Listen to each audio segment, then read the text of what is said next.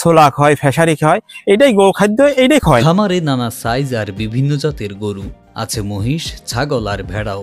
কোরবানিতে বিক্রির জন্য চলছে পরিচর্যা, প্রস্তুত হচ্ছে দেশীয় নানা জাতের পশু। জেলার চাহিদা মিটিয়ে রাজধানী সহ দেশের বিভিন্ন জেলায় পাঠানো হবে এসব পশু। সবাই মিলে পর্যায়ে খুবই যত্ন করে এই গরুটা বেড়ে উঠেছে।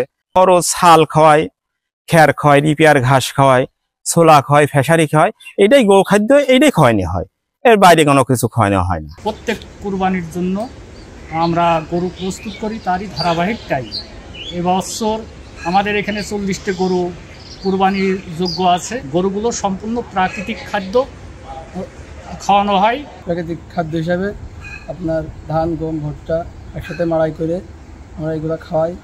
জেলা প্রাণী সম্পদ অফিস সূত্রে জানা গেছে, ঝিনাইদহের 6টি উপজেলায় ছোট বড় মোট 18,500 খামার রয়েছে। এসব খামারে কোরবানির জন্য গরু ও ছাগল প্রস্তুত করা হয়েছে। চলতি বছর জেলায় 95,475টি গরু, 2,246টি মহিষ, 1,55,363টি ছাগল এবং 10,045টি ভেড়া প্রস্তুত রয়েছে। খামারে গবাদি পশুর স্বাস্থ্য পরীক্ষা ও নিয়মিত তদারকি করা হচ্ছে বলে জানালেন জেলা প্রাণী সম্পদ অধিদপ্তরের এই কর্মকর্তা।